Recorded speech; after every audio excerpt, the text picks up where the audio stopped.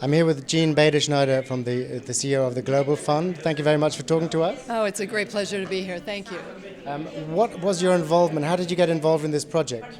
Well, I came to the slavery fight 7 years ago when I was on a business trip in Africa and tried to break up what was an obvious effort to traffic a young girl.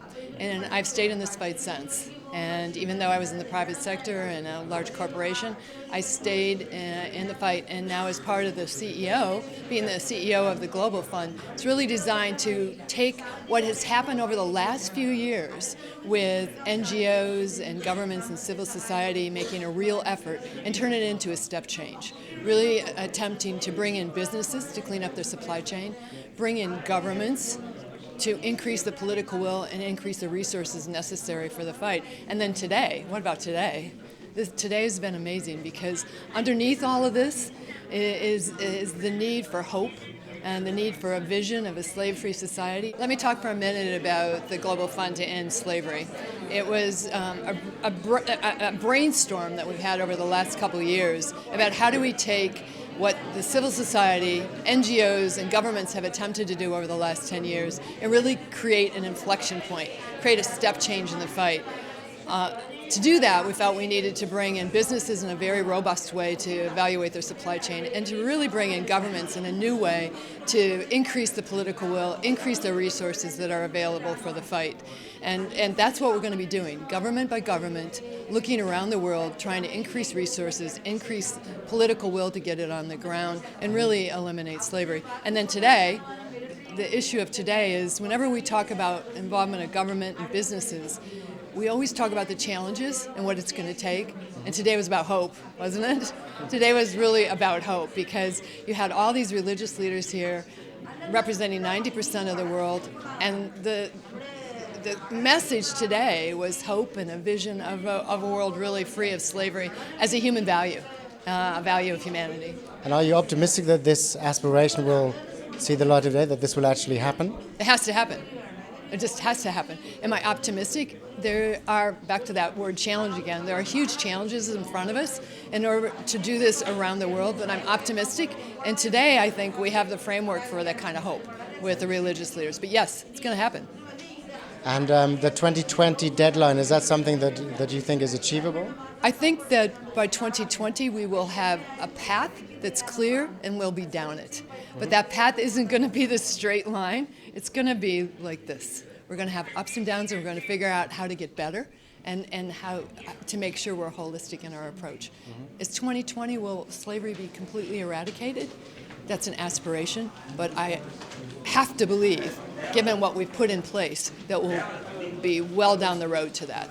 Do you feel that it's more of a business issue? Do you not feel that it's really up down to businesses to improve their ethical framework, or is it a governmental issue? Where do you think that break lies? I think it's all of the above. I think that my own view is the inflection point has to come with businesses engaging. Look, you got 36 million slaves in the world. You've got a profit of at least 190 billion, and right now governments and NGOs spend in the millions. Billions, millions. It's not a fair fight. And if we're going to have a fair fight, you need to bring the 80 trillion of purchasing power that businesses bring to the fight into play. And so businesses have to play a role. And I think that role is two-pronged. It's cleaning up their supply chains and being a partner on the ground with governments to gain compliance.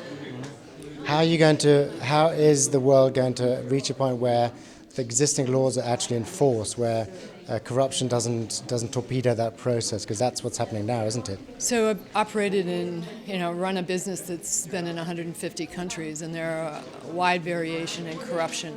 We have to deal with that, and that requires the world as a whole to participate. That requires religions, it requires faith-based community, it requires NGOs, it requires civil society to really take action. Consumers, businesses. At some point, you start to bring it together around those corrupt and complicit governments. I'd be interested to hear, you mentioned earlier that you had a personal experience where you prevented the trafficking of one particular individual. What happened there? I wish I'd prevented it. I didn't. I was coming out of an African country on a Saturday night 7 years ago. I'd been on a business trip, and I was standing waiting to board my flight, and I noticed a young black child, very beautiful, being held under the arm of a middle-aged, white, pockmarked-faced man. And I had been coming and going to Africa for over 30 years, and I hadn't seen anything like this. And as I watched the situation and I made eye contact with this child, she looked like she was 12 or 13, I began to realize that something was terribly wrong. And the business executive side of me came in, and the mom in me came out. And both of those things came together to say, this doesn't work. And so I did try to intervene. I waited till we got on the plane because I figured that they might have paid somebody off to be as far as they were in line. And when I got on the plane, I ran into all sorts of obstacles in terms of people saying they see this all the time and there's nothing they can do.